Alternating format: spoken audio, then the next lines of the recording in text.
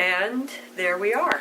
So you're with the Hastings Historical Society. Yes. And who's doing this? Yep. And so for the purposes of the Historical Society, Yeah. I think we should all say our names right. and where we are and what the date is, and that way we'll have a record. So I'm Maggie Favretti, and I'm going to be doing the interviewing. And I'm Paul Duddy, Maggie's husband, and I'm here out of interest to protect me. what you can tell us about Hastings, and maybe you also dig up a little information about my family and any connections you might have to them. Well, I'm Erich Kothe. I use my middle name because all through high school I was Werner Kothe, and I didn't know until my graduation day that my first name was Erich, because I had to deliver my birth certificate. And my parents, all my friends, all the high school teachers knew me as Werner. Why was that? Well, I was born in Germany, and in that part of Germany, in Saxony, they gave you your father's first name, and they called you by the middle name to differentiate you between. And so that's the way that came about. When did you start calling yourself Erich? After graduation, it was World War II, and I figured Werner was a little bit too German. I was going to ask you if you ever encountered any negativity from anyone because of your own German heritage. Never. I was 3 years old when my parents emigrated to the United States. So, did they come directly to Hastings? No, we lived in Irvington.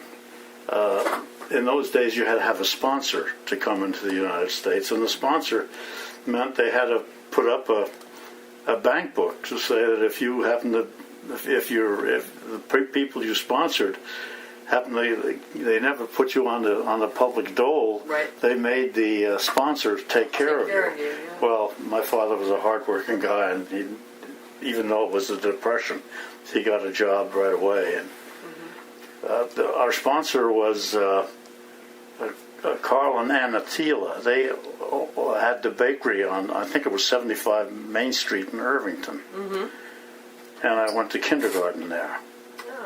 And it was then that my parents moved to Hastings because my father had a job at Anaconda. He first worked in the General Motors plant in Tarrytown, and on the weekends he delivered bread and rolls for morning breakfast throughout Irvington. Carl drove the car, and he delivered them, and he ran into a man named... God, why did this slip my memory right now? He was the plant manager at Hastings, Vito DeLustro. And somehow he got to know him, and he offered him a job at Hastings. And my dad was glad to get out from under Thiele's, He came over here because he couldn't find an apartment in Germany. Right. And there we were stuck again with another family, so we were happy to move. When you moved, were you able to live completely independently, or were you sharing living space with anyone? Or? No, for a short while, my mom and dad had a boarder. They had an extra bedroom. I don't even remember what their name was, but that didn't last very long. Do you remember what your dad did at Anaconda? Yeah, he was a taping operator. Then he worked in the dye room, and he became a foreman somewhere, and he ended up being a shift superintendent, the 4 to 12 shift at Anaconda. When was that, when he was doing that management? During the World War II, he was already a shift superintendent. So tell us about what it was like being little in Hastings. Well, I'll tell you what it was like being little in Irvington. Okay. Let's start there. I got into the Irvington kindergarten, and I couldn't speak a word of English. Oh, because When I came out, I was bilingual. And it always bothers me that they're having this discussion about the Spanish youngsters. Should you teach them in Spanish? That's not helping them. Right. That's not helping them one bit. Right. So how did you manage not speaking English? I don't remember. Right. I mean, I was as Little young. kids are so creative. Yeah. I mean, you get together with a bunch of kids, and pretty soon you find out they're not speaking the same as you, and you learn how to speak. You play together. Yeah, and of course, it's a different story learning a language when you're little compared to when you're mature. The brain has gotten a little harder. Mm-hmm. So it took you about a year. I tried to. I spent some time learning Portuguese. I can speak German. I'm fluent in German, but that Portuguese just left. Bang! Oh, it's gone. Yeah. Did your parents continue to speak German to you at home all the way? I don't remember. I think so. Yeah. But when I got older, I was kind of the leader in making them speak German when I was around, because I wanted to get some practice. Right. Right. So, and then when you moved to Hastings, where did you live? we moved to a building on Warburton Avenue. Mm-hmm. It had these hexagonal fronts, living rooms in the front with hexagonal windows, and it was about 3 or 4 stories. And I drove by there about a year or two ago, and they cut the top stories off. Huh. I don't remember the number. Yeah. But but it's south of south of Division Street. Division Street. Not far south. You could walk there. Mm-hmm. Mm-hmm. But it was the only big apartment house there. Then we moved. We lived every place in Hastings. Was that on the west side of Warburton? It was on the east side. On the east side of Warburton. Yeah, on the west side there was an apartment house, a very new apartment house. And Is that what they would have referred to as the Irish Flats? No. That's further. The Irish Flats are on the other side. Okay. And we lived in Penderecki's apartment house, and that was right next to the Irish Flats. Okay. The Irish Flats are full of Polish people. That's true. Once they must have been full of Irish. Oh, I guess so. Maybe back when they were building the aqueduct. They were still.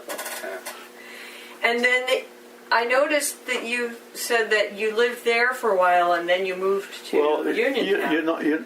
What happened was, whenever this was during the Depression. Yeah. And what happened is landlords were in competition vying for tenants. Mm. And whenever the rent went down in a place next door and we didn't have much to move, my parents moved. Yeah. We moved from there to Penderecki's, which was right across from Division Street. Mm-hmm. And from there we moved to number 7 Washington Avenue. Mm-hmm. There was a footbridge. Yep.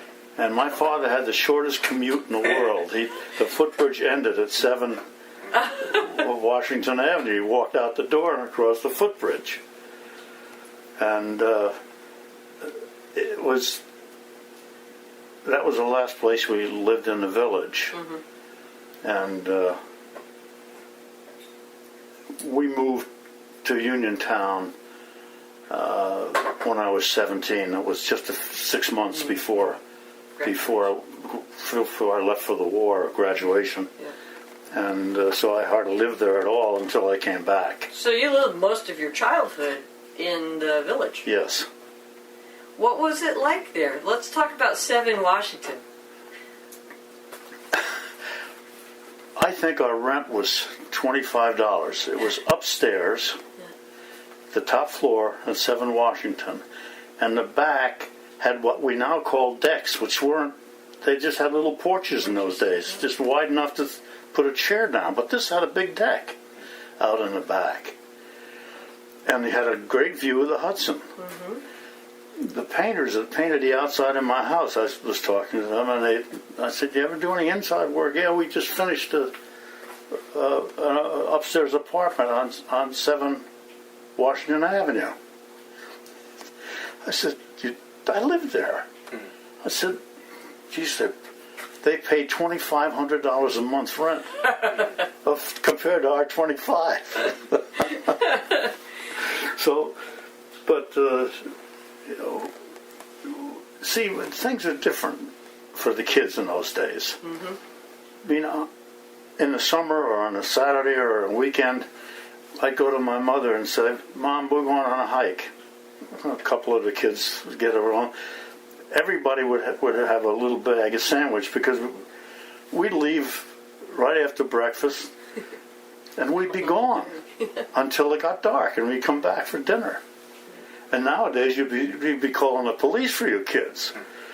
But we used to climb the quarry, the quarry that's now fenced in? Yeah. Well, the pit was filled with Hastings garbage at one time. I remember I thought that was a stupid thing to do, and the mayor was a very good friend of mine, or the assistant, one of the councilmen was Joe Bollinger. And but they filled that whole pit in. And we used to go down there and get golf balls. Guys would be on top trying to drive a ball across that water, and they'd try to get them back. They had a big stump in which they put a little wire netting underneath, and they'd ride this stump out into this. It was ice cold water in the bottom of that big hole, which isn't there anymore. Yeah. And we go down and get the golf balls and walk up to St. Andrews and sell them for a nickel a piece. Come down to Bruning's and get our ice cream. Did you used to play in the quarry too? Yes, oh yeah. That was a great play. I fell off the wall once. I hope not far. Well, it had an H printed in my stomach for where it landed on something with gravel. Oh, of course, I never took my shirt off to show my mother. But they had Were there caves? There were caves. What happened when they ran out of that, I guess it was sandstone. It was... And the place in Irvington, one of the big mansions there, where they have an annual fair. Lyndhurst, maybe? Lyndhurst is made of the Hastings sandstone. Yeah. And what they did when they ran out of the sandstone, when they turned mostly to sand, they dug these caves in to see if there was anything else worthwhile quarrying. And one of the caves was fairly low. You'd get up there and you'd go in, and that's the one I fell out of. But the other one was pretty high, and you had to walk in a little path along the wall to get in. Once we get in, well, the tape is on, but I'll tell you how scared we were. Oh, I'll bet. We stayed in there for half a day because we were afraid to walk back out again. Because when you walked in with you facing the wall, and you walk in and then you go into the cave, then when you turned around and looked where you were, you didn't like the idea. So it wasn't really useful for a clubhouse or a pirate hideout? No, because it was too scary. It was a rite of passage. To get to the upper cave, you went once in your lifetime. And did you ever go there in the winter? No, not when there was snow on the ground or anything like that. Right. It was always a summer place. Yeah. What else did you do for fun with your free time? We hiked and we walked. Fishing? We played. Well, no, I didn't do much. I didn't do fishing, but I was just talking to our daughter a couple of months ago, well, a couple of weeks ago, days ago maybe. And she lives in Colchester, north of Burlington, Vermont. Got 4 children. The oldest daughter is on the hockey. She's hockey, then does soccer in the summer. The next daughter rides horses. Right? They have a horse. The youngest daughter plays basketball. And the youngest boy, who is 7 now, he's 8 this week, he plays soccer. So she's always driving somewhere with the kids, right? never get her home. So I just have to do this. I got to get so-and-so's here. I got to go pick her up from one thing to another. I said, whatever happened to kick the can? That's what we used to do. There was a backyard behind this first building we lived. They had chicken coops there. And behind that was the aqueduct. And there was a wall behind it. The aqueduct wall. Aqueduct was higher than Washington, than Warburton Avenue there. And we played, who's got a can? We played kick the can. I mean, you'd go into you didn't have television, we didn't have a radio there, not in that house. Then all the kids would go and have their supper, we called it, not dinner. Come running back out and looking for something to do, and we'd do it. I mean, the kids were involved with one another. They needed a can, that's all. You probably could have thought up something to do even if you didn't have a can. Oh yeah, I'm sure we did. Like Stickball. I wonder who's stickball was a little piece of stick, and you got one. You could swing until you got one good hit, and that was it. You ran a couple of bases, and there were sticks or whatever for the bases. Did you ever play baseball? Not with a baseball. Not with baseball. What did you play baseball with? Whatever you could. Whatever we could find, an old tennis ball.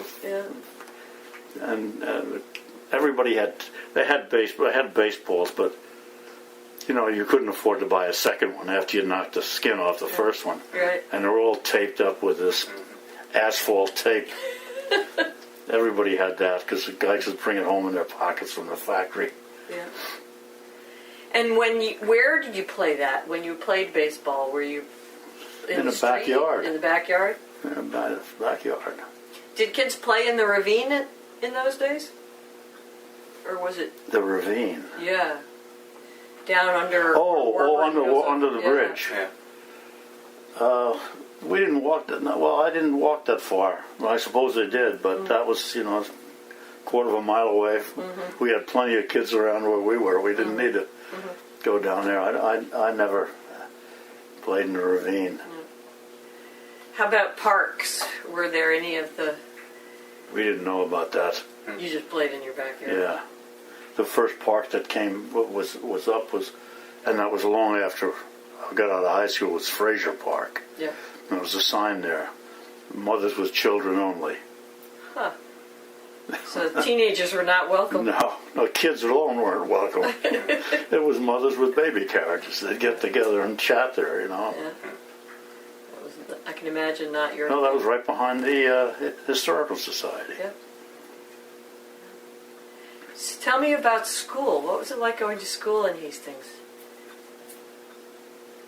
Hastings was a great place to go to school, as far as I was concerned. Yeah. I mean, I don't know, but there were, just like now, there are kids that are just out making it, and some that are just flying through, like one of my daughters, granddaughters. But the teachers were excellent. They were excellent teachers. Were they strict? Yeah. Yes,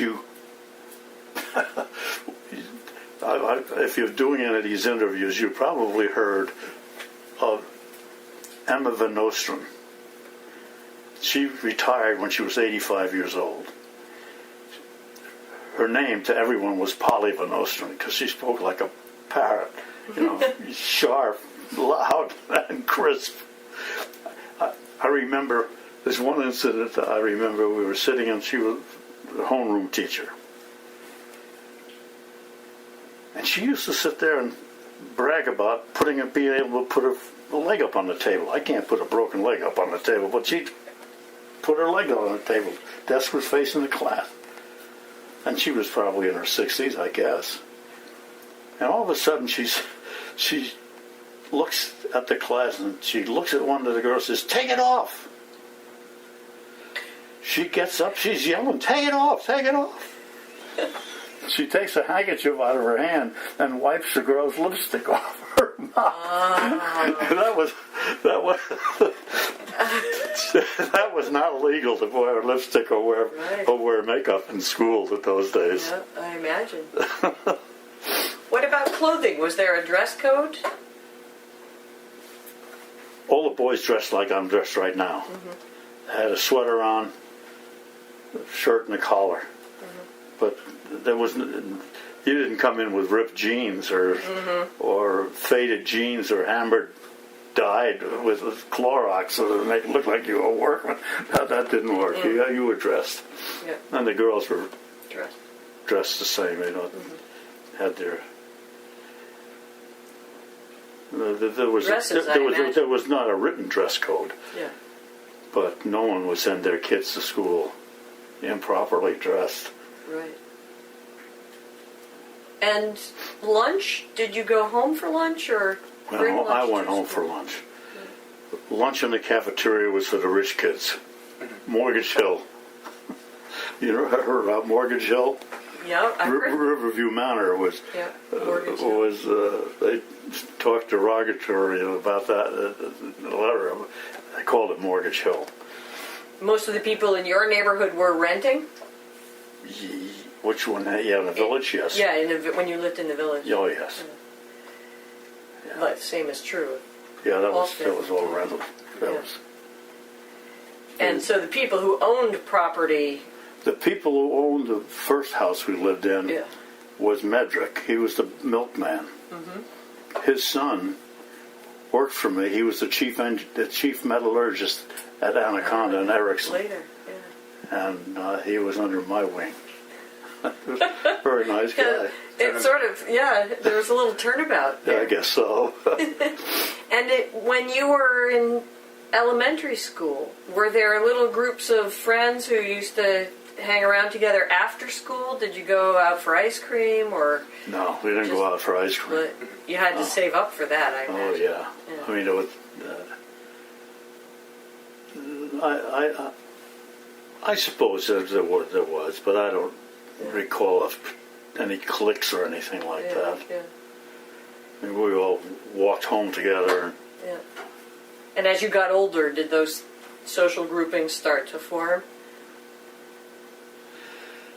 You know, I was kind of out of the social life because I was the paper boy. Our social life were the paper boys. Yeah. And we had on the corner of Division Street and Warburton Avenue, on the southeast corner, there was an empty store, and that was rented by the Herald Statesman. And we had to pay our paper bill on Saturday, and we got there and they had ping pong tables in the place, and we all knew one another. And my friends today, they're two guys that were the paper boys. And they don't live around here anymore, but I still communicate with them. Who were they, your paper boy friends? One was Billy Shields. He lived on the top of Washington Avenue, across from the Steinschneiders, the mayor. And next to the Brennans. Near the Brennans. Yeah. And the other, and they moved to the other side of the street too. No, they were I'm sorry, they were on the other side of the street. I'm thinking when they moved to Ardsley, they were on the top of the hill on the other side. But they were the house just down the hill from Steinschneider. And Billy Shields built boats. He was a great carpenter. He was a great craftsman. And we sailed in the Hudson River. And during the wartime, you had to you were not allowed to sail at night, but if you wanted to have a private boat in the daylight, you had to have a Coast Guard permit. So what could we do? Billy had a 12-foot sailboat. We didn't know how to get a permit, so we had to sail at night. The truth comes out. and geez, I remember one incident. Man, that was, I still haven't forgotten it. There was a place across the Hudson, on the Palisades, just across from Main Street, I think about. And it was old Roman gardens. We called it the Guinea Gardens, but Paul's mother used to talk about that. oh yeah. Yeah. And there was a waterfall coming down off the Palisades, and it carved a pool on the bottom of that base basalt that was just like a piece of glass. And we'd go over there and swim in this fresh water. And then it was dark, and we'd come sailing back. And one time, Billy says, "What happened to the lights of the train?" There was we see the trains on going back and forth. I said, "Gee, I saw the lights of the train. It disappeared." A big barge. These barges, oil barges with the big slope up the front. Yeah. We were right there. We pushed ourselves off that barge. If we had been a foot closer, our parents would never have known what the hell happened to us, because we never told them what we were doing at night either. Kids don't do these things today. Parents worry much about them, but we survived. You did. Only one of the little Lurie kids was dumb enough to climb the pole by the railroad station and hit the high voltage line and burned himself up at the top. Were you there then? No, I didn't see it. But everybody that went through town like wildfire, because there were about 5 or 6 boys in our family. Everyone, I don't know which one. Yeah. Wow. So Billy Shields. Billy Shields. And the other... Bill Daly. Bill Daly. Bill Daly got me the job. He was my neighbor in Uniontown. Very, very next house. And we've been friends ever since. One day I was in Italy in a war, out in a tent. And there was a note on my bunk. I can't tell you what it said. We can erase that.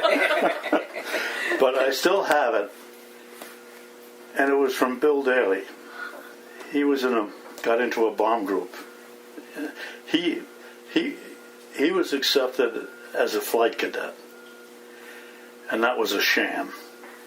Because I said, Bill Daly, a flight cadet? Jesus, the guy was an artist, And what they did, they took these guys as flight cadets and washed out 90% of them and put them in gunnery school, because for every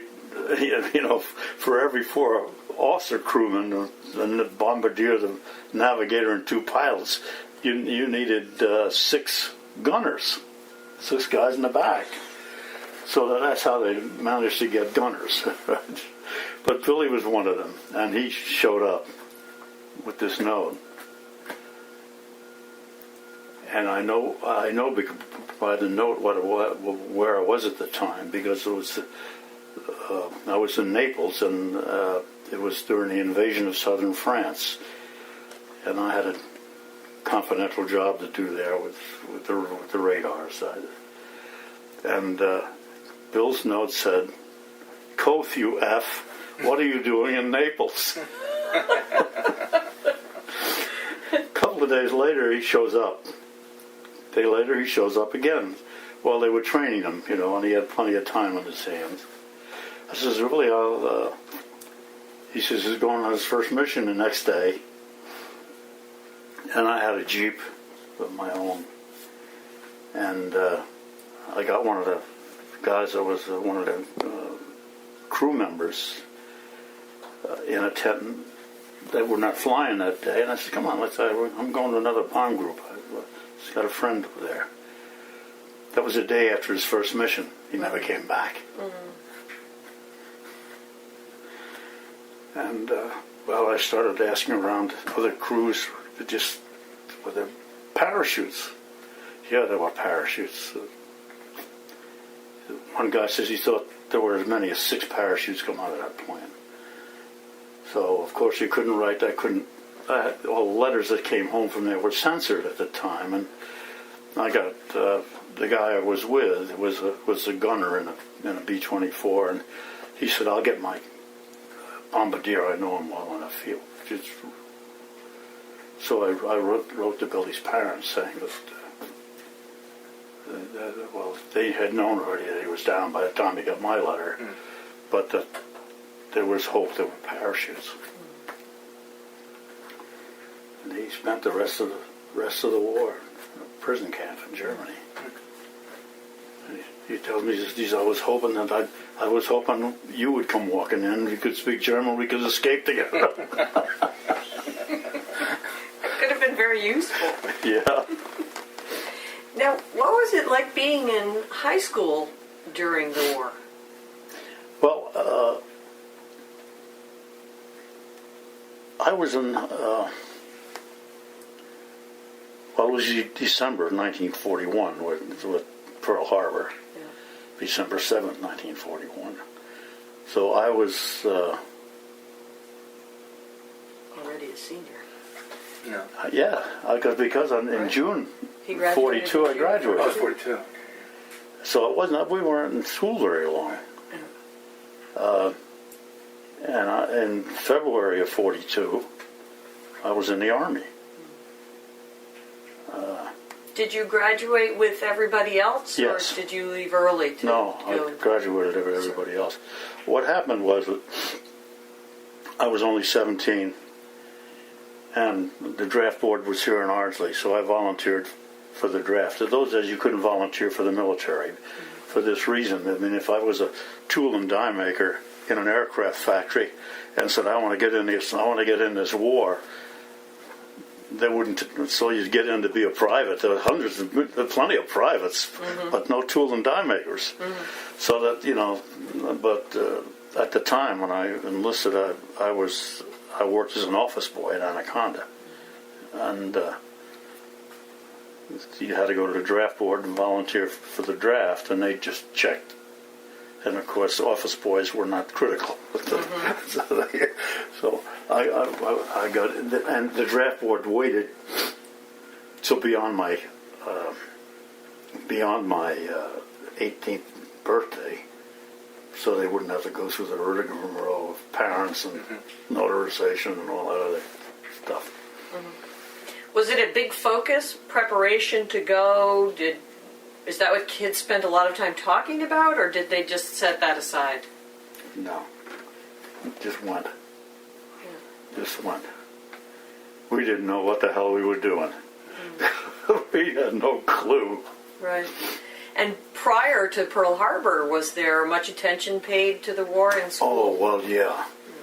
I mean, I remember I used to go to the school library every day, read the front page in the New York Times to see and the war was going through Norway at the time, and get a map and see what was, just kind of a hobby to find out what was happening. But there wasn't much activity or communications about the war between people.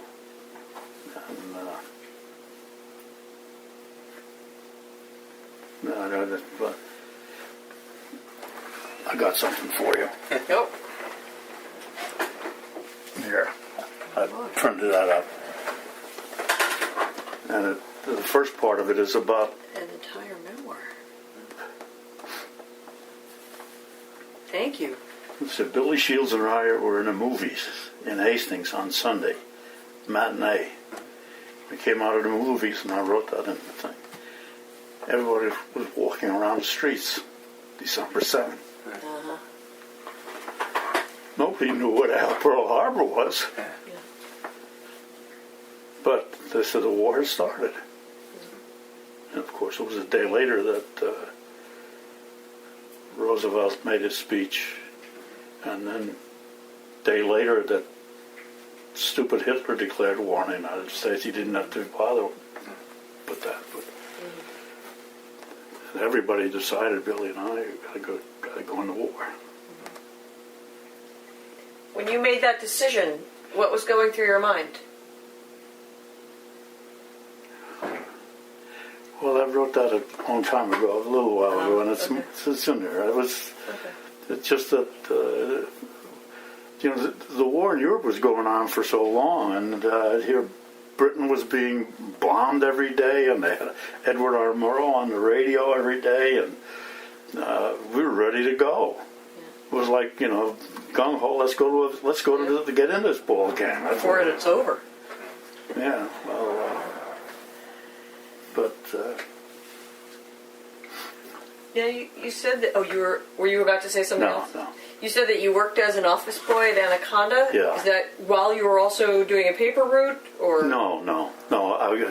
When I graduated from high school, I was in a commercial. I took a commercial course, Right. and went down to get a job in Anaconda. It was a normal thing to do. All the girls took stenography. They were all there. Everything was booming in Anaconda. They had 2,000 employees during the war. They made 2/3 of all the military shipboard cable that was built in this country down there. And so it was after I graduated that I went there, and it was only graduated in June, and I probably left in January because I was going into the Army in early February. What did an office boy do? I delivered the mail to the foreman because they wouldn't allow the girls to do that. Huh. Why not? They get whistled at in the factory. It was all men. So the only reason they needed an office boy was to go through the factory and pick up the mail and deliver the mail. And I handled stationery, ordered stationery. And we had a pile of a vault with the stationery in it. And I didn't do any filing or anything like that, but I knew what was going on because I was, the guy named Ballinger was the teacher that taught accounting, bookkeeping in the Hastings High School, and he was great. I remember he got a job for me in Spiegel had a meat market in the village, and he says they need a bookkeeper there. The other bookkeepers didn't last long. They went out, and so he said, but don't. They work long hours. The store is open all right from 9 in the morning till 4 or 5 in the afternoon, but they're working all the time. They don't want you to work. Don't do that. He said, you're a bookkeeper there. Well, I never took the job. I went down to the factory. And what were your hours there? 9 to 5, or? Yeah. Well, 9 to 5, except that my mother packed me 2 lunches. The second lunch I ate on the train. I went down to 125th Street three times. I think it was 3 times. Walked across 125th Street to Morningside Heights and went to Columbia at night. And I studied business law and accounting there. There was only 12 guys in the class. It was really nice. And we finished the semester. And the prof said, well, it's been nice teaching you. I hope to see you back again soon, It's not me. I'm going in the Army. What did your professor say then? I thought he'd cry. Oh, I think I might. To me, it was just going in the Army, but to him, he's seen a young guy there, may not come back. Yeah. Now, you were working and going to school. What was your social life like then? Did you know Dottie yet? No. Yes, I did. I knew her since we were 14. Right. My parents, the first house they owned was a bungalow. It was, they had it built at Lake Secor. Dottie lived across the street. Oh. Okay. And it was a summer home, summer bungalow. That was even before we owned a house here. That we had an apartment in Uniontown first, on Rose Street, and bought the house on Prince Street. But Did people go out dancing, and I didn't. you were just working and going to school? I didn't. But At one point, somebody said that your mom used to work at Ansel's. yes, When was she doing that?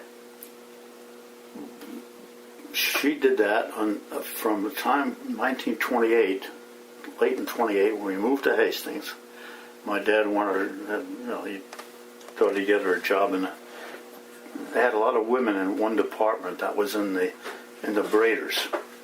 My mother in Germany had worked in the knitting mill.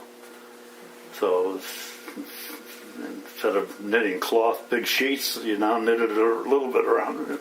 Mm-hmm. She knitted and crocheted until the very day she died. She was 103. Wow.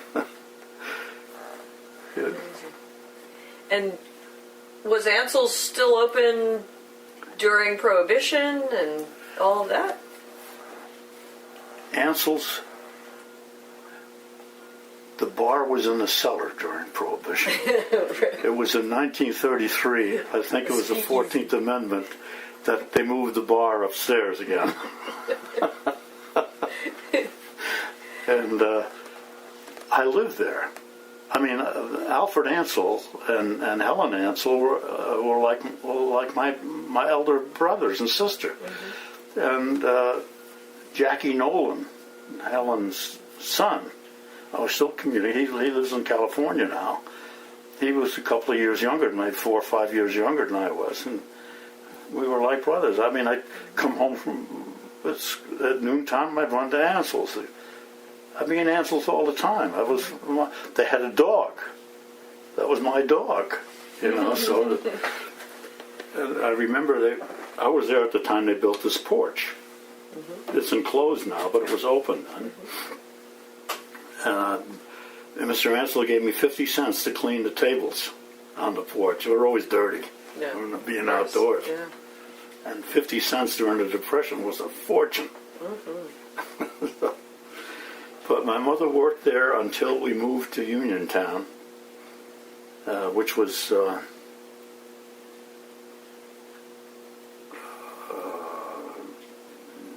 41? Yeah, 41. And I still, my paper route was a walking route. There were paper routes that were bicycle routes. Right? We got our papers delivered up on Hopkey Avenue, right next to the school. I grabbed and put them in a bag and drove the bike down. And until I graduated from high school, I put my bike in Ansel's kind of a alleyway, with closed alleyway. Put the bike there, walked my route, and came back, took my bike, and rode it up to Uniontown. That's the system. Were your parents ever concerned that you might end up spending too much time in Ansel's? No, I don't think so. The guys were nice in Ansel's. I mean, they weren't a bunch of drunks. Well, there were duddies hanging out in Ansel's. Yeah, could have been. And there were guys that influenced me. I'll tell you. One of them was a man named Tompkins, and he was a radio operator on a commercial ship. And he drank. Mm-hmm. I mean, he made up for the fact that he never drank on the boat when he got to Ansel's. In fact, he probably killed himself drinking. He fell down the stairs. And he was a nice guy. The other was Tom Henry. You know Tom Henry? There were two newspapers in Hastings. Mm-hmm. One was the Hastings News up on Main Street. The other was the Hastings Press up on the corner of Farragut and Main. That was Tom Henry ran that one. And Tom Henry got all his news in the bar. He was a reporter and everything. Nice work if you can get it. Yeah. Well, it was a real small town, at the time. Yeah. And it wasn't it wasn't the bedrooms community like it is now. Mm-hmm. It might have been at the Riverview Manor, but not the rest of the town. Not the village or Uniontown. They were local folks. What would you say were the other big influences on you when you were a kid in Hastings? The river. I mean, as I said, we didn't swim in. We swam in a river. We didn't fish in the river. I didn't fish in the river. We were kids. We didn't have enough money to buy a crab net. But there was one thing that we used to do. We had a treble hook. The 3 thing with a string on the top and a little weight on the bottom. And we would go to the sawmill. The Sawmill River Parkway, you could close your eyes and just walk across. There's no one ever in a parkway. No cars around.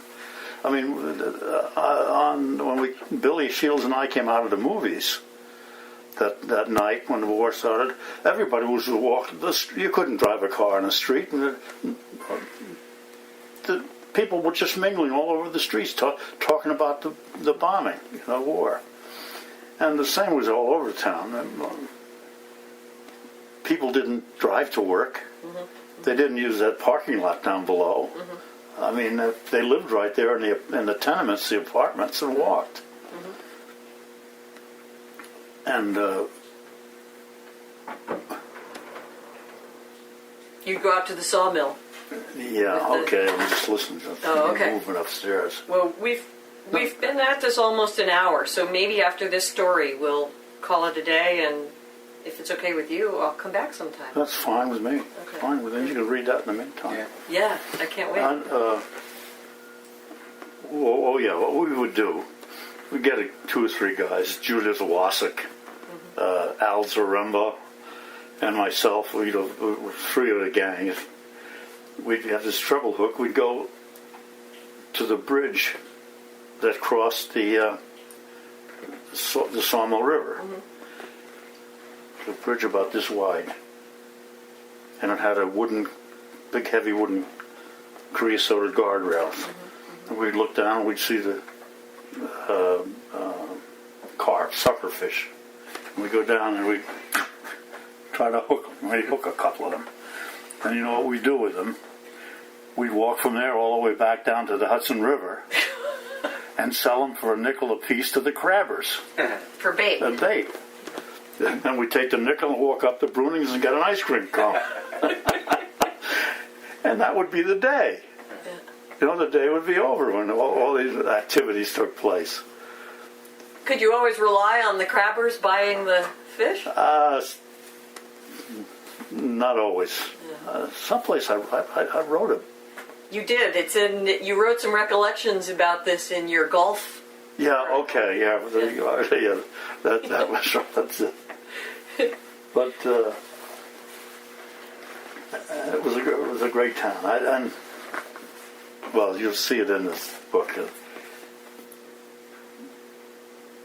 I spent a year and a half, roughly, of the war in the United States in schools. A year and a half over in. During the wartime, I was on 4 continents. I was a radar technician. And the real benefit of that was during the year and a half I was in the United States, I wasn't in any danger. And I was in much. I got into trouble in the war too, but not compared to Next time you can tell me about that. Yeah, but anyway, there was one incident when you went to the military. You went to an induction center. The induction center here, I know it was in the wintertime, was at Grand Central Palace. It was a building just north of Grand Central Station, and I can't believe it. They tore it down. It was every soldier, airman, Navy guy went through that place from here, from New York. And more or less there, it was determined what the hell you were going to be, where you were going. And I ran into, they had an interview, this civilian interviewers. And this civilian was a guy maybe in mid-20s, maybe a little younger. And he looks at my record and he says to me, he says, I dated a girl from Hastings. I'll have to look at the yearbook. I never remember her name. Next time I'll bring them. She came into Hastings, and she must have come from some big city somewhere, because she was a hell of a lot more sophisticated than any of the gals in our high school class. And she was built. She was built. And everybody knew her. All the boys knew her. And she knew all the boys. I don't think she ever got to know any of the girls. But this guy says he dated a girl and her name was so-and-so. Let's just call her Susie for the moment. I said, Susie? Oh, she was a very nice gal. I knew her very well, and we got to talking. And where is she now? I said, I really don't know. And so this interviewer, we had some common ground. And he said to me, and I was in a radio club. That was on the thing. I don't remember even being in a radio club. I don't think it ever met. It may have gotten organized, but never met. And he says to me, he said, look, they gave me a typing test. I didn't want to be a clerk typist. So I would close my eyes and cross my hands. And so he looked at me. He said, "Well, they could use a little they could use a little help in the Hastings High School teaching typing." So he says, "I'm going to send you into there's a room. The door is closed. I'm send you into that room. There's a lieutenant in there, and he's going to ask you some questions." And he asked me what I wanted to do. I said I wanted to be a radio operator, mechanic in the Air Corps. I didn't even know there was such a thing. He sent me into this room, and he said to me, he said, if that lieutenant doesn't ask you what you want to do, take an opportunity to tell him. Because the situation was there were 1,000 guys coming in. Mm-hmm. He didn't have a clue on what to do with 1,500 of them. But if you spoke up and said you wanted to do this, he put you in that category. Mm-hmm. So he didn't ask me, and then I told him just as I was leaving. I said, that's what I really wanted to do. And that gal coming to Hastings may have kept me alive. Yeah. Turned out to be a very important thing. So I spent days in schools, most of my time in school and in the Army, half of it, then overseas. I think if it's okay with you, maybe we should plan to talk about your war experiences next time. Okay. And, I don't want to keep you away from Johnny too long. I appreciate that. It gets a little tiring to do this kind of thing. Yeah. Oh, here, have that. Yeah, well, I'm sure this will result in a lot more questions. I hope you don't mind. No. And also, I'd love to talk to you about your... This is Maggie Favretti and Erich Kothe interviewing for the second time at his house in Ardsley. And it is March something. Do you know what the date is? 28th, 2011. Yeah, 28. We are looking at some yearbooks. Currently the 1944 yearbook that belongs to the Historical Society.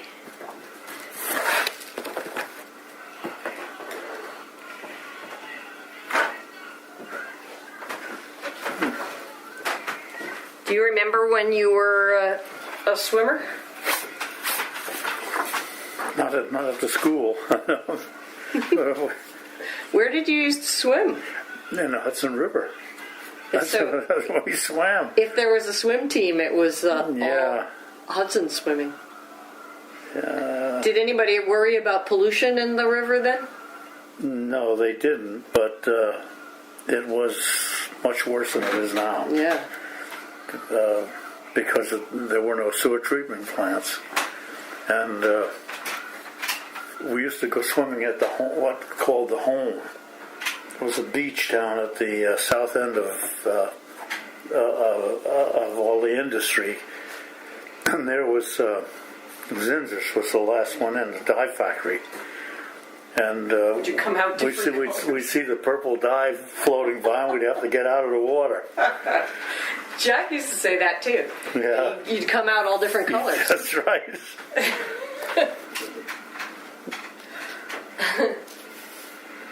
Now, when the war started in Europe, Yeah.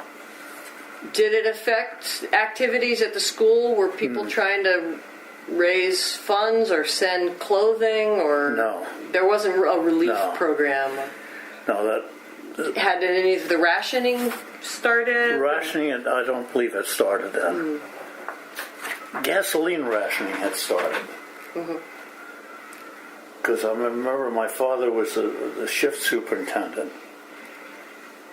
And he had a 1936 Pontiac, which was once owned by... In fact, it was in a parade in one of the movies that you have of Hastings. But he didn't own it at that time. He bought it from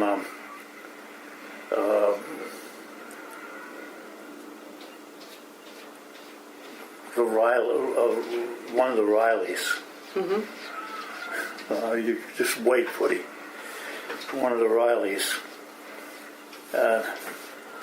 It was Jim Riley's uncle that had the car.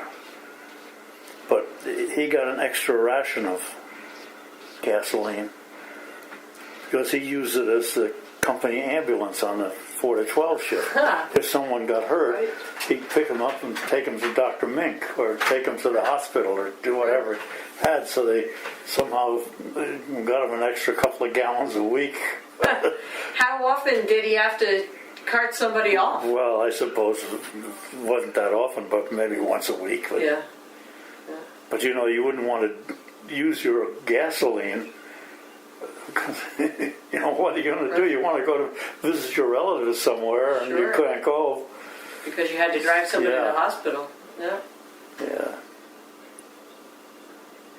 I bet Anaconda had already stepped up for wartime production long before the Pearl Harbor. Anaconda they switched from commercial cables. In the first place, there was such a thing as the War Production Board in Washington. Yep.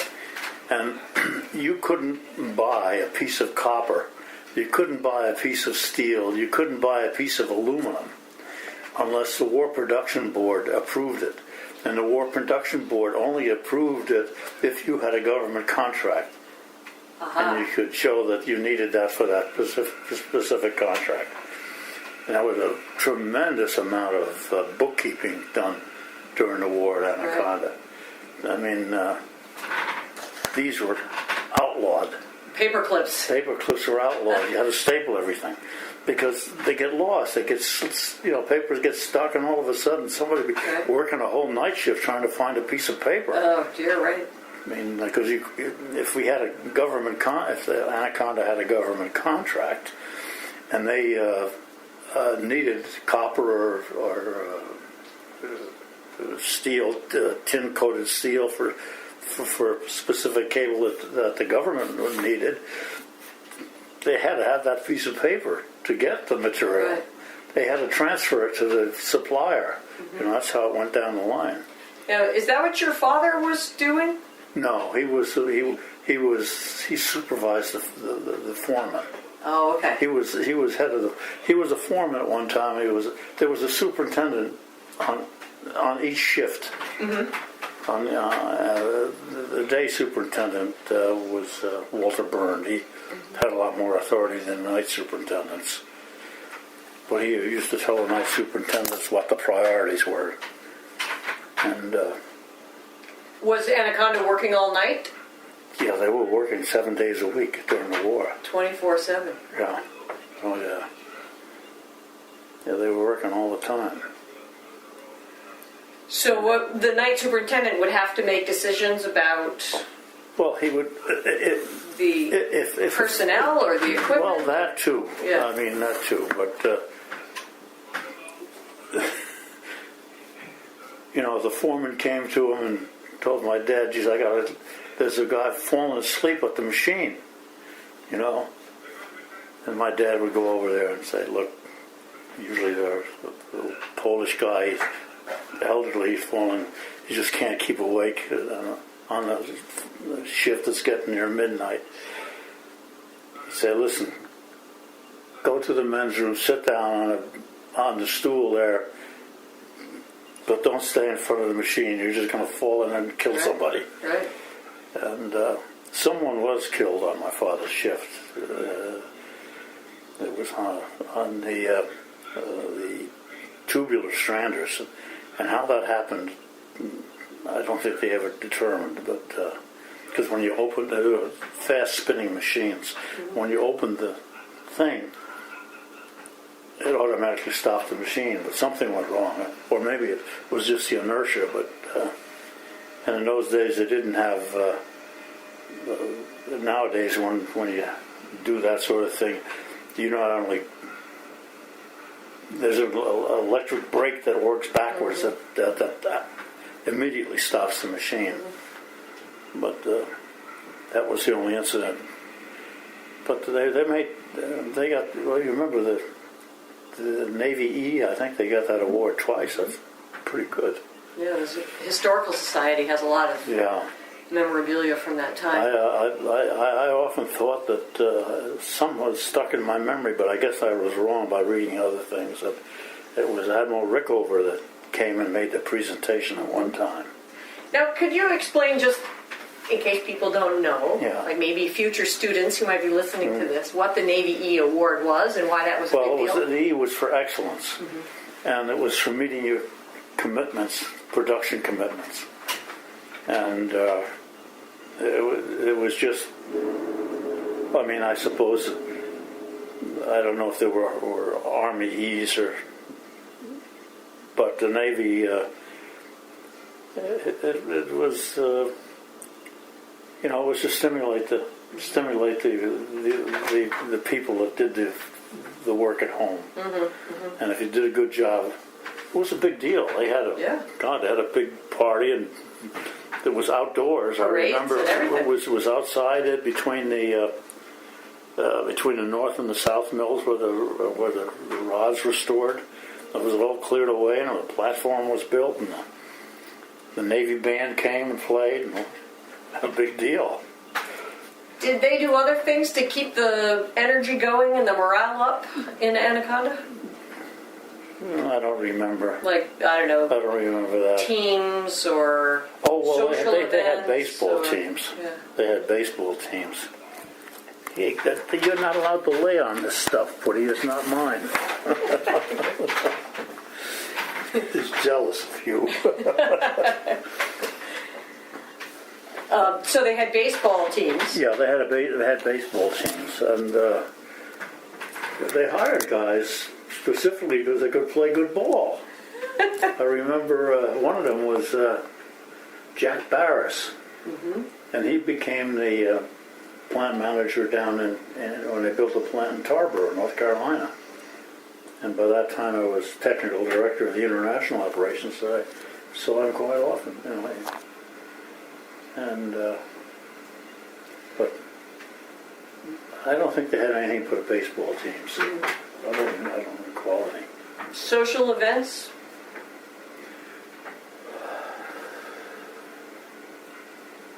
Picnics or anything to keep picnics. They had the Anaconda picnic. Yeah. And all of the employees and all the wives and children were invited to those picnics. And they were held at just between Hastings and Yonkers, near Central Avenue. There was a big picnic ground there.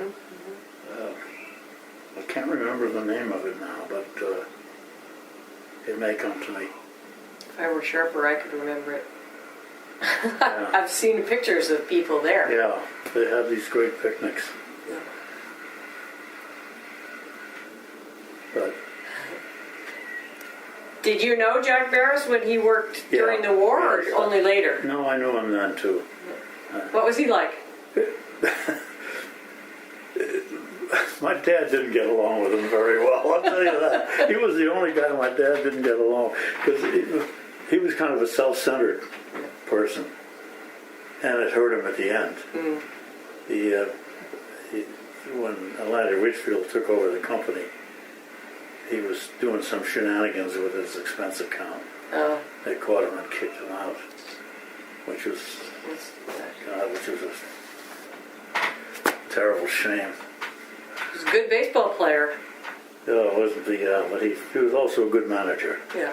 He was a different kind of a manager. I remember at one time, because I was at corporate headquarters, I was down there, he said, Eric, I want you to come with me into the factory. And he wanted me to witness something. He peeled off $300 and gave it to a workman, cash.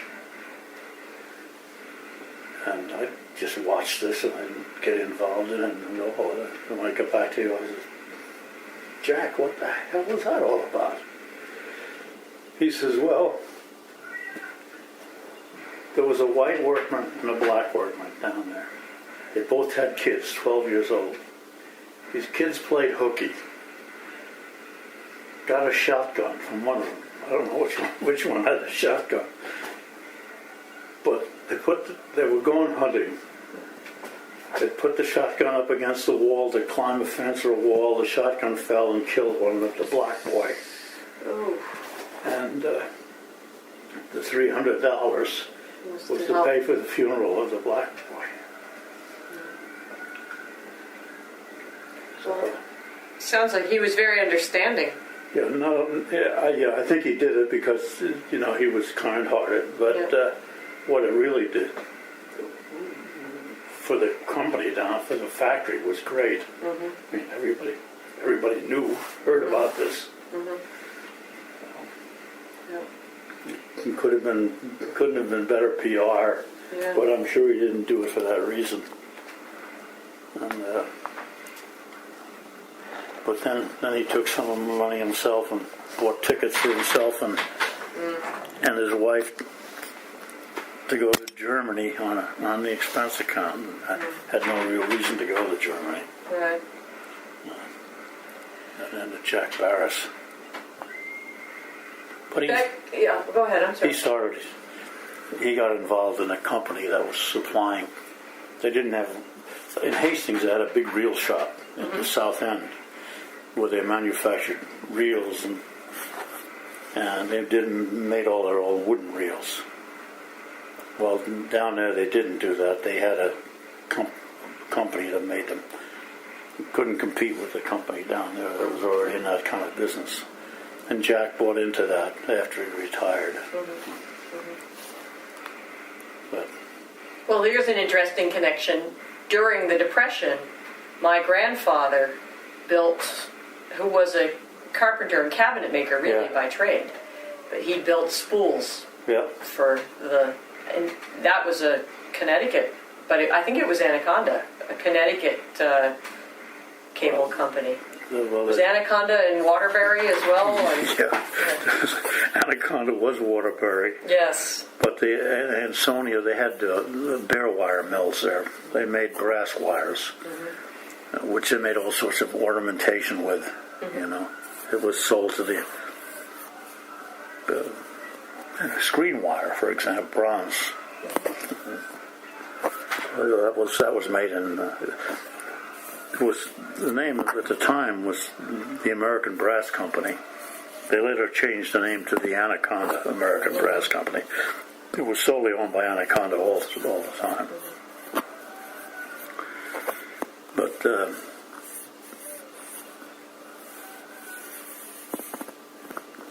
what would you say the most dangerous job was in the Hastings mill? The most dangerous job was the turners in the rolling mill.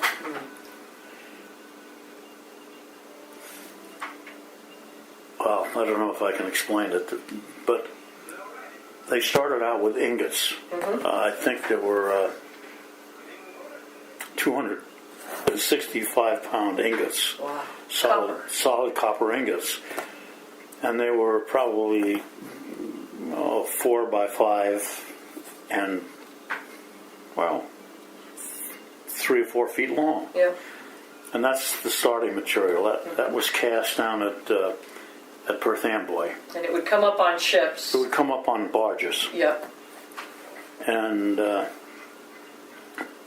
it would be hot rolled. They would take this and put these things in an oven, and it would pass through an oven. They didn't have walking beams in those days. They were just shoved through the oven, cold when they went in, and they were probably 1,600 degrees when they came out.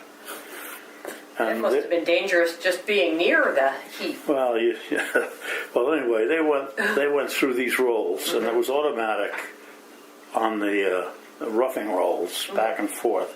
But when I got to the wire around, it came into a roller, and there was a guy standing there with the tongs, and as it came shooting out of the thing, he picked it up. And it was the mill was called a looping mill. There were stainless steel troughs, and of course he had to let this thing go down. Then he'd turn around and he'd put it in, jab it into another mill. Meanwhile, he was standing between these things going through.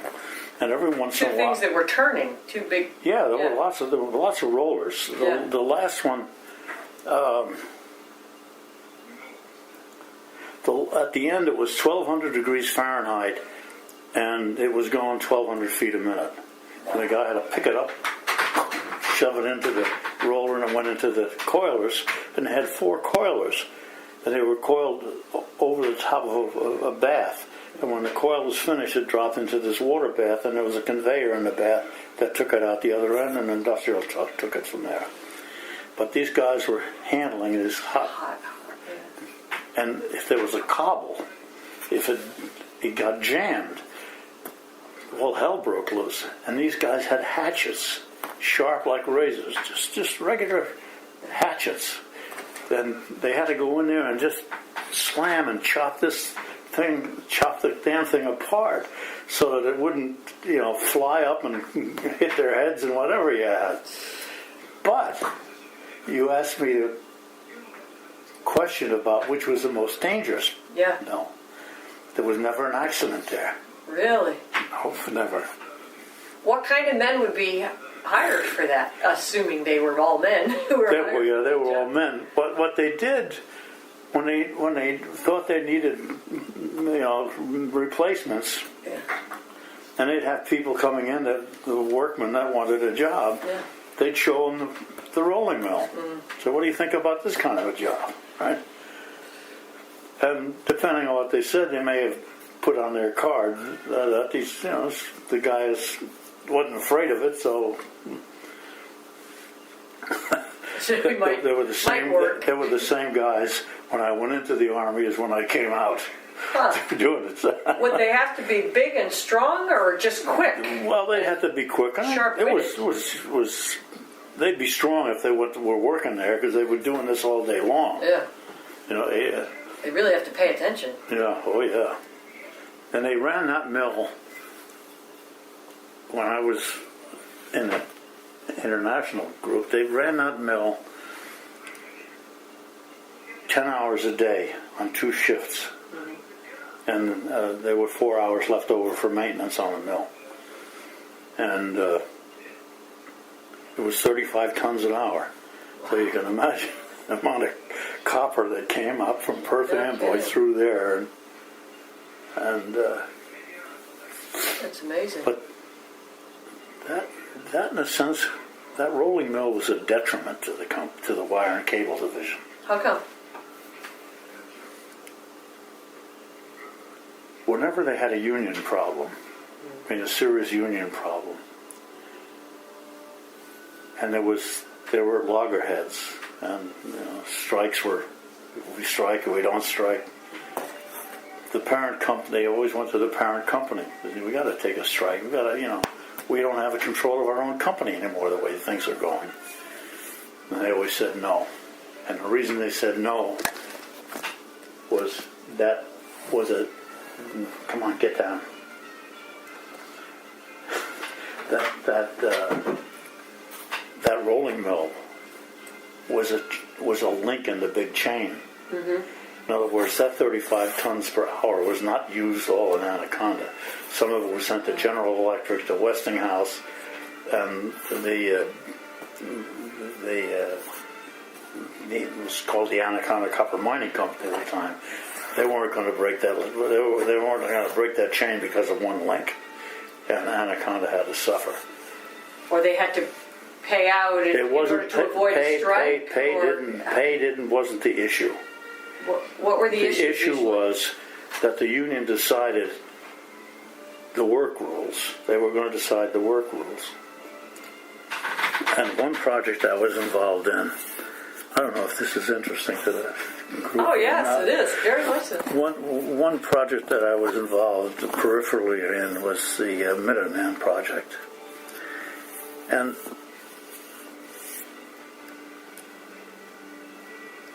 in the insulating,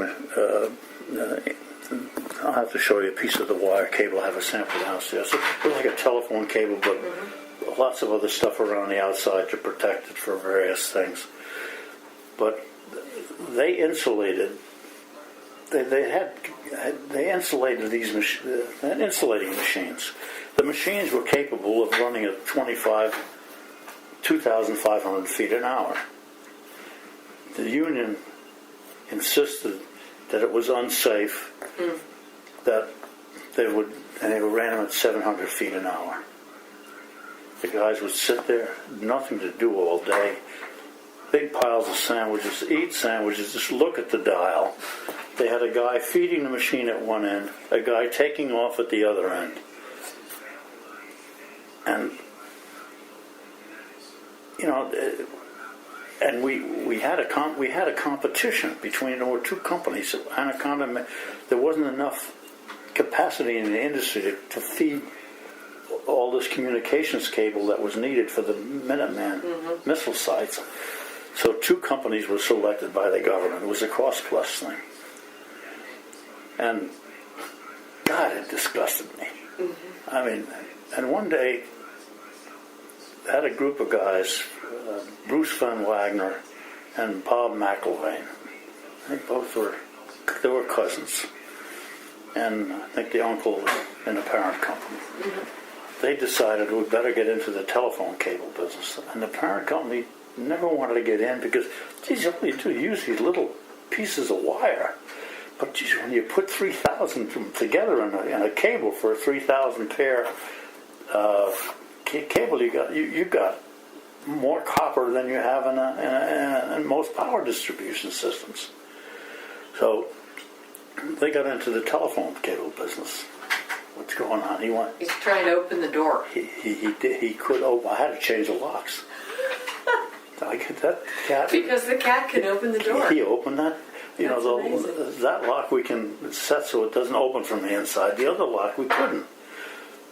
He opened it, and then when he got to the outside door, that handle, he just hit the handle and out he went. Smart cat. But anyway, they did the same thing when we got into the telephone cable business.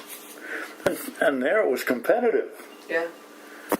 And then they moved it to Sycamore, Illinois. Mm-hmm.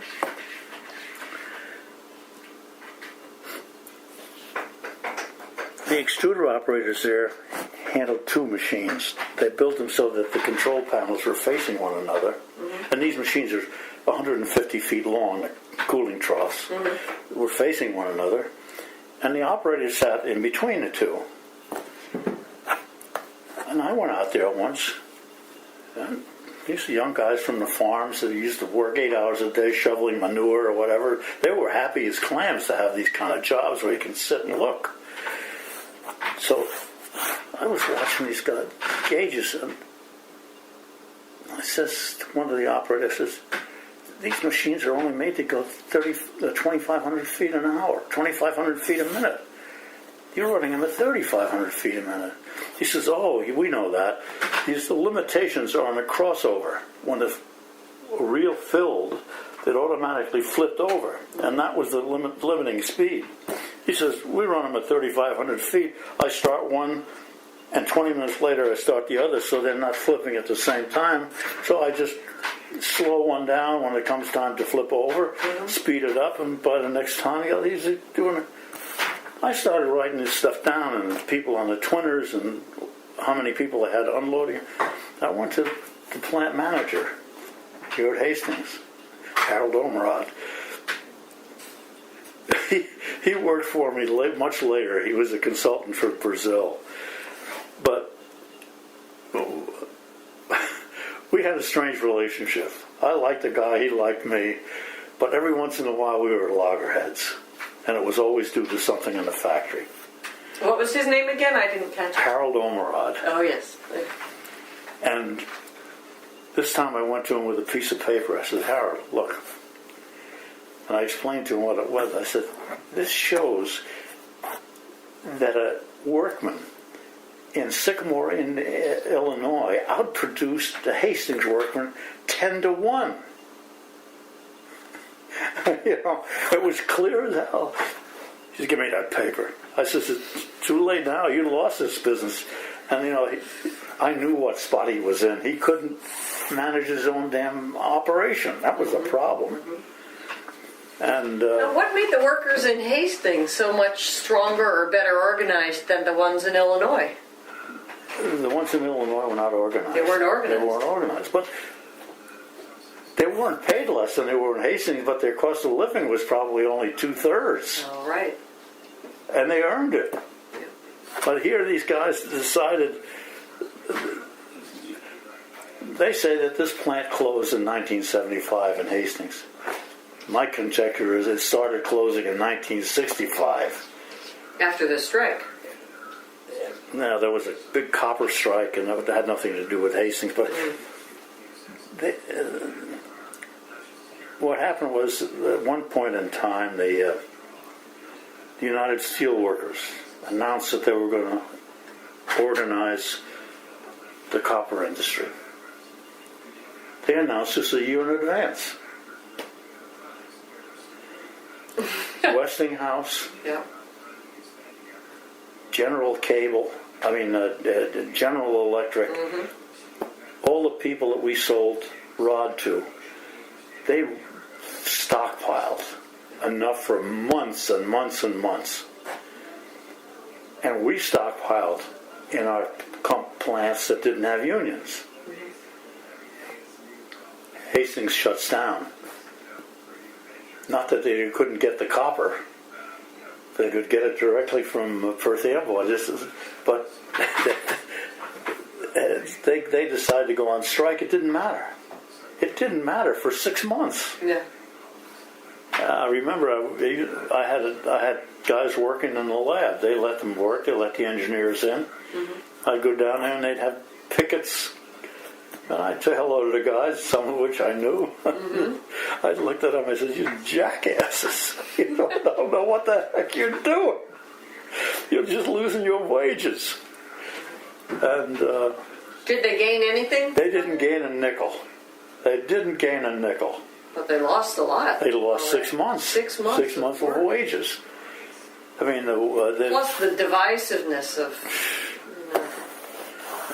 I don't know. It wasn't logic. Yeah. You can't attribute logic to it. Right. It was power from the union on down. I remember one of the union bosses was Frankovich. And I went, one of the guys in my class, it was his brother, his older brother. And I remember an instance that I got involved with him with. We were making minesweeping cable. And I designed it, and there was a part of it that was classified, so that they normally had technical supervisors in the factory. But in this case, I essentially was the technical supervisor of that project because the factory supervisors, technical supervisors didn't have security clearance, and it wasn't worth it for this one project. So I had security clearance. And because I was designing these cables, and I worked with the Navy. And one day the Navy inspector comes up to me and he says, you know, my records, I can't see where you've been doing testing on the electrodes. And these were 150-foot covered but not insulated electrodes. And I've forgotten now what the tensile strength, but every certain number of cables, so maybe every 20 or maybe once in order, I don't know. We had to take them into the lab, and we had these huge tensile machines that we put them up against. And what we did, we used to make a heck of a lot of these electrodes. You needed 2 for every cable, and they were all the same, for all the different cables exactly alike. But somehow, production kept going and going, and never got tested, and these things got shipped out. And I said, look, we have some of the cable left over the wire, but I'll get them to put some connectors on. We pulled the connectors. And the Navy inspector says, yeah, okay, that's fine.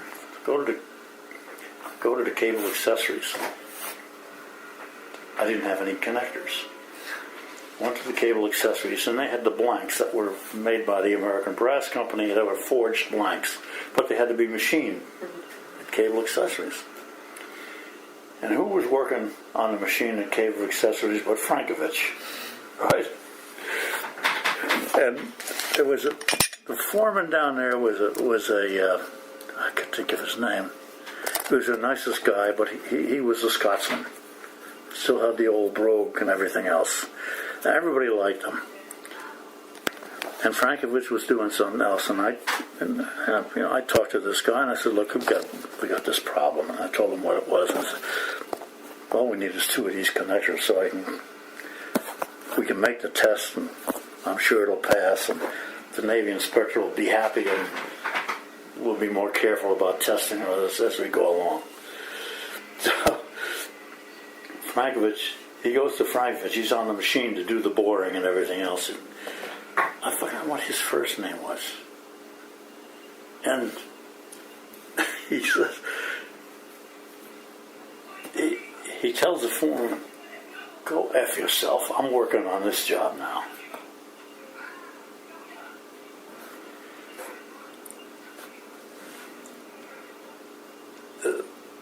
The foreman goes to Ormerod. Ormerod calls Frankovich up to the office. Instead of kicking him out for 3 days, perfectly right to do that, he says, you gotta, come on, settle this among yourselves. And it really upset the foreman, you know. He says, someone else got on the job and made him for me. By the time this whole argument was over, I had it, and we were pressing him in and doing the testing. And the foreman was never the same. I mean, he was dedicated as hell, but this put him off. Yep. You know, and everybody could see the difference. So, hell, if Frankovich is the boss, let him be the boss. You know, and we always move things around to get things done in a hurry that needed to be done before the other, but not anymore. I went to a reunion. My daughter lived in Tampa at the time. I was down in Tampa, and they had Anaconda reunions in Florida because for a lot of employees that moved to Florida, more than stayed in Hastings. And I really enjoyed myself. There was Don Fosno, the last plant supervisor that I knew, and I remember what Fosno said to me. He says, and they had a hotel room, a block of hotel room. He says, guess who's in the room next to mine? I says, I don't know, who the hell is going to be in the room next to you? It's Frankovich.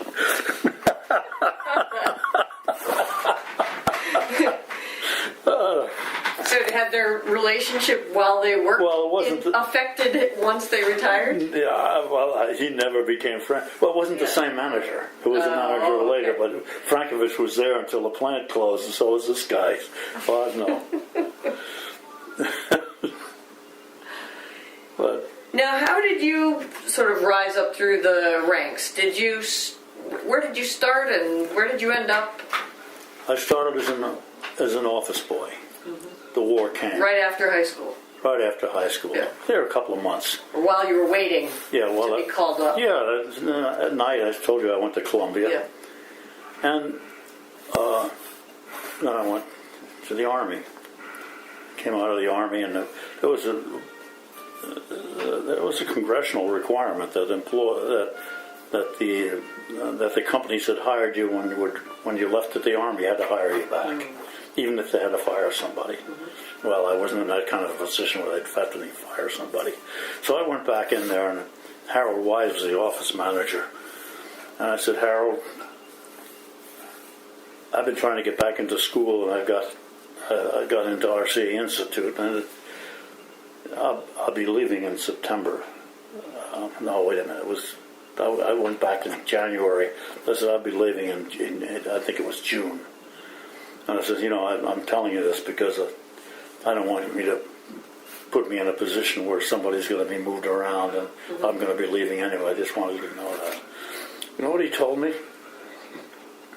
He said, Eric, if you don't go to school in June, I'm going to fire you.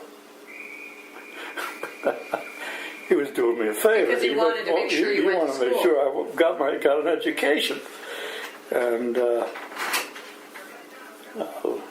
And you studied electrical engineering, right? I studied electrical engineering, but it was in communications and electronics. And did you do that with Anaconda in mind? Or no, you were just interested no, I didn't. But when I came out of school, I applied there because I know they were going to the high frequency. Televisions were coming in, cable wires were different. You had to transmit high frequencies on telephone cables wouldn't do it. And so I checked in there, said no, we don't have a job. The Korean Wars is gone, and there's nothing here for you. So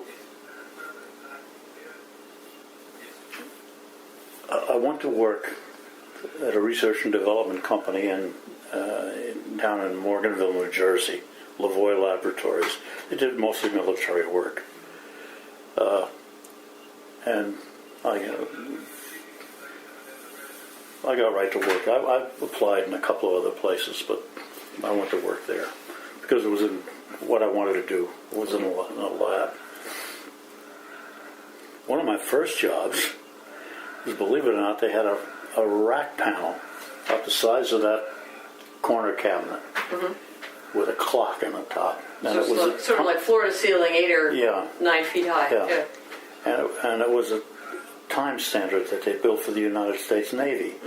And they built a couple of them. One was for Annapolis, where they had these big antennas to communicate to ships all over the world. Another was in the state of Washington. They put these two there. And with celestial navigation was still the way to go in those days. They didn't have the Lorraine all over the ocean, nor did they have a long way from having GPS. So that you needed the exact time. And they said, well, we're going to see if we can get the Navy interested in putting a time standard in a ship, but we can't do that. We've got to shrink it so it fits onto a desk. That was my first job. And I shrunk it into a thing about 4 by 4 by about 2 feet long. And it was accurate enough, 1 part per million.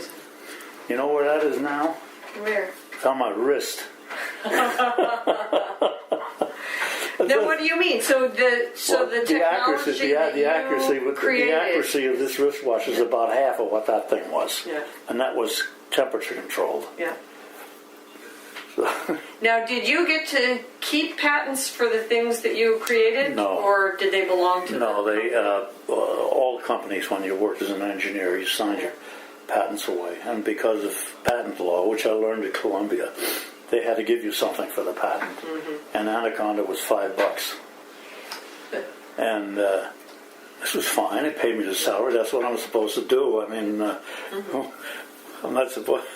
That was, They were paying you to innovate. they were paying me to get the patent. They were paying me to get things. If it was patentable, they wanted a patent. They paid the patent attorneys to do everything else. And that was understood. I mean, all corporations did it that way. They do it that way today. And what really aggravated me about those $5, I put them in the trough up in our bedroom, these lighting troughs. And one day we were vacuuming, I pulled those damn things down. Boy, was I mad as hell. They were silver certificates.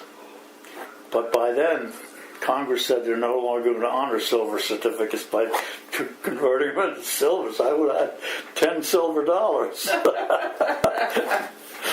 Which were worth about $20 a piece, I guess. Oh dear. But, Had you just forgotten that that's what they were? I never even know. I mean, in those days you got silver certificates for almost everything. Yeah. You know? I mean, it was just a part of the currency. Now, did Anaconda provide incentives for innovation other than the $5, No. or just No. there weren't Incentives were your salary, and maybe you could move up in the company. You know. Yeah. Which you did. Yeah, which I did. Well, what happened was that I left Lavoie Laboratories, and I don't want to go into the decision of why I left. It turns out that You don't have to. I was a senior engineer. I had lots of junior engineers working there, and they were working on the assembly lines and testing. And they worked on Saturdays.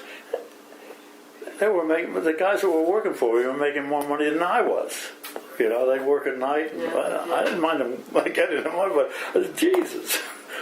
And I never worked on Saturdays. Yeah. Because I come up here, in the summer in particular, go up to Lake Secor and spend the weekend, Saturday and Sunday night I'd head back. Which you had done, I gather, ever since you were a kid. Yeah. And one day and I was doing work in Philadelphia for the company. They had a subcontract. I was in charge of the subcontract. You know, and one day, Dr. Wolf, who was in charge of this project, he immigrated. I think he may have been Jewish. I don't even know. But he went from Nazi Germany, and he escaped. He left and went to Argentina.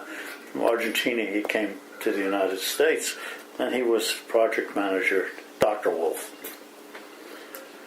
One day, he comes to me in a German accent. He says, "Erich, you're not doing your share." I says, "Goodbye, Doc." Because I wasn't staying down there on weekends, you know. So then, at that point, did you come back to? No, then I got a job. Quite often, guys were leaving the company down there. Those other opportunities, and a couple of them that worked in the same lab went to work at CGS Laboratories in Stanford, and they invited me to come. They're still hiring here. I says, "Come on." They wanted me to come up there, and I said, so I went there and interviewed with the boss. And the boss says to me, he says, "Well," he started asking me a couple of questions, you know, how I know. And he said, "Suppose I asked you to design a fuel gauge for an airplane."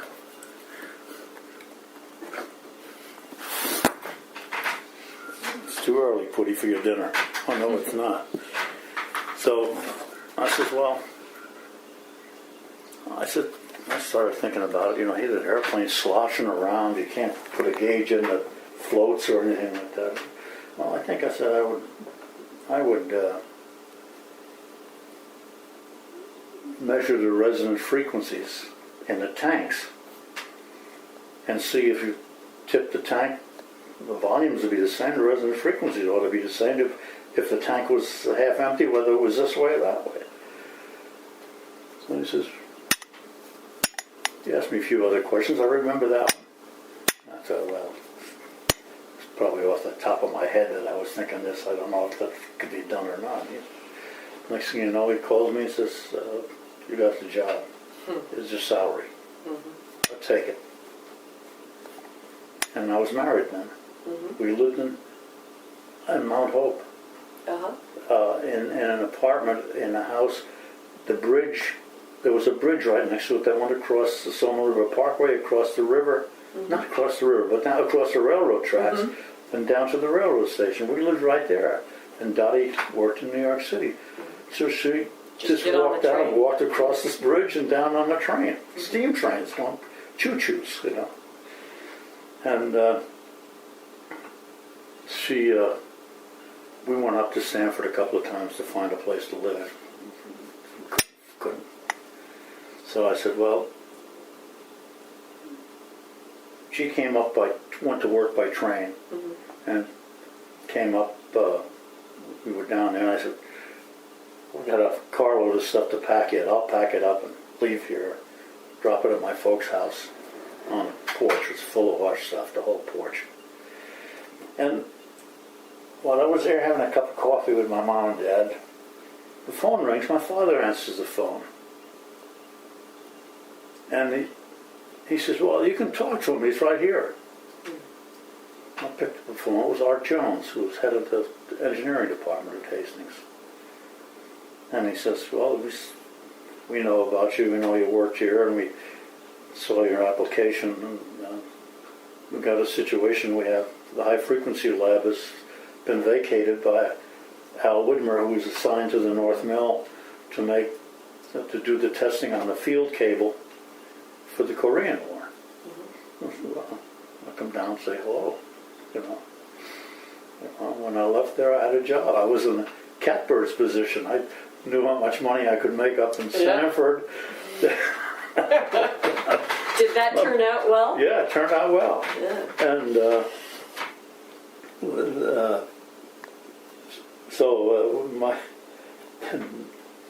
when Dottie came home, I picked her up at the railroad station.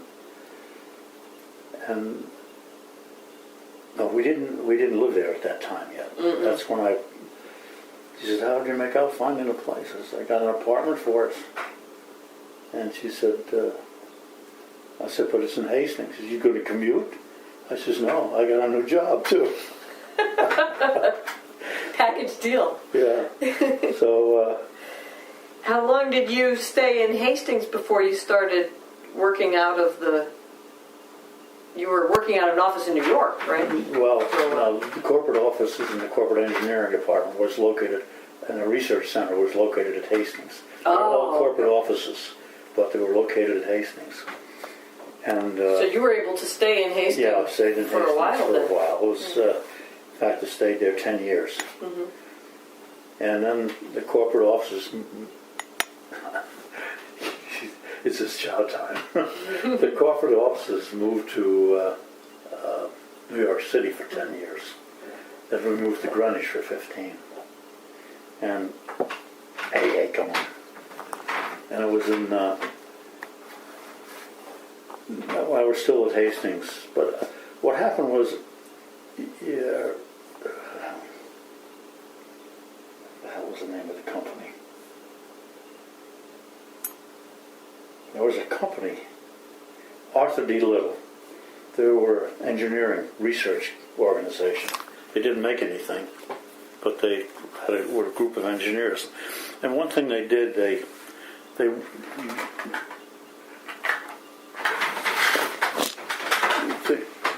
were a group of engineers. Yeah, and they also analyzed a corporate structure. And at that time, I was doing the design work and the manufacturing supervision on minesweeping cable. And I was the liaison between our company and the group in the Bureau of Ships in Washington. And I traveled down there once a month, and lots of new things were happening. They had different needs, and we could never really compete in the run-of-the-mill stuff that the Navy bought. We had stopped making shipboard cable, and everybody else started. But when you had something new, you could make a profit on it for a couple of years. Even 5 years, you got ahead of the curve, you know. So that's what I was doing. And Arthur D. Little came and started analyzing, you know, who should go where and who was misplaced. And so I told him what I was doing. I was doing the whole smear. I said, you know, I really don't belong in the lab here anymore. He said, where do you want to go? I said, in the engineering department. I was in the executive office building. So Art Jones comes to me once and says, you know, this Arthur D. Little thing was a total flop. They only made one suggestion. I said, what was that? He says, you should be in the engineering department. I said, okay, get me a desk. So I worked from there. And I had the title of senior engineer of government defense products. And then we always had new salesmen that would come in, and they would be managers of the government defense department. And Bob Fulton was the vice president of our company, or was president. I don't know if I knew Bob from the day I was in the office boys. I said, Bob, I've taught 3 guys now the business of being manager of government defense products. It's my turn now. So he says, yeah, he never even thought of putting an engineer in except for, you know, the world salesman. And I got to be manager of the government defense activities.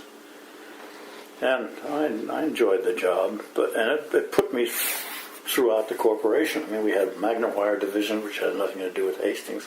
They had the Rubber Division, which had a laboratory. Both had research centers.